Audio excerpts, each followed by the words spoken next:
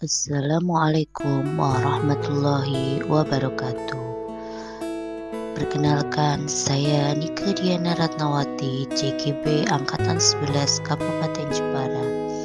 Pada kesempatan kali ini, saya akan memaparkan tugas koneksi antar materi modul 1.2.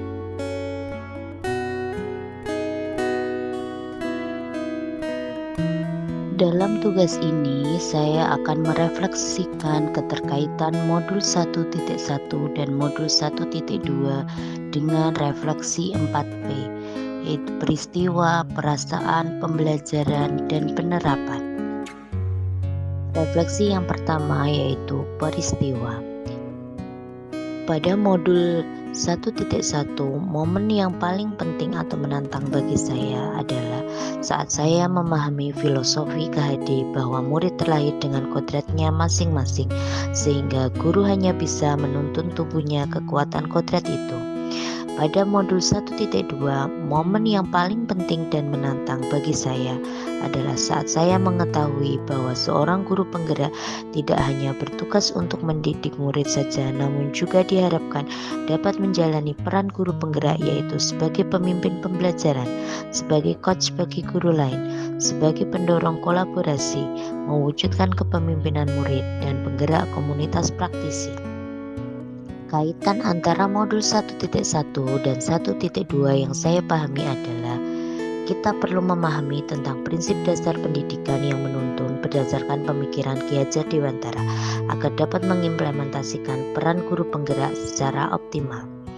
Untuk mewujudkan tujuan pendidikan sebagai tempat persemaian benih-benih kebudayaan dalam masyarakat, maka guru penggerak harus memiliki nilai berpihak pada murid, reflektif, mandiri, kolaboratif, dan inovatif. Saat momen penting dan menantang itu terjadi, saya bagikan sebuah gelas kosong.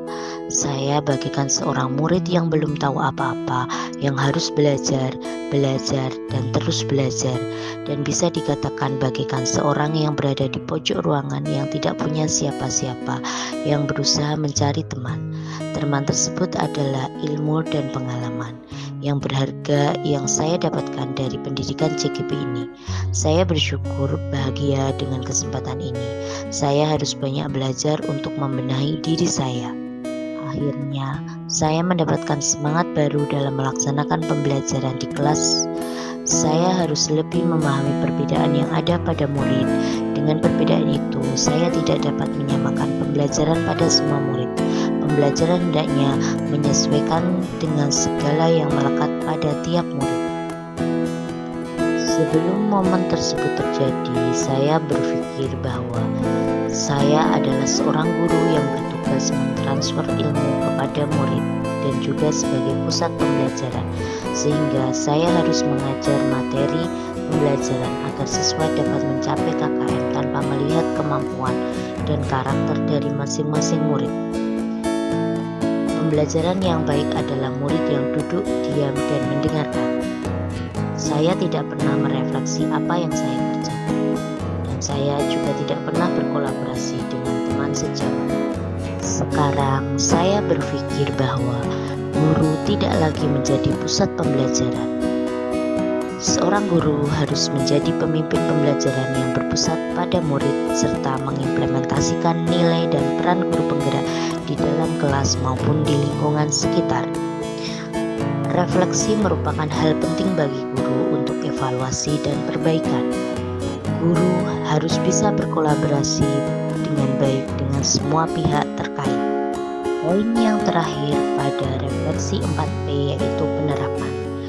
Pengembangan diri yang saya lakukan untuk menguatkan nilai dan peran sebagai guru penggerak yaitu menerapkan sistem AMO dalam pembelajaran dan menggunakan metode dan media pembelajaran yang menarik dan menyenangkan sebagai wujud penerapan nilai berpihak pada murid.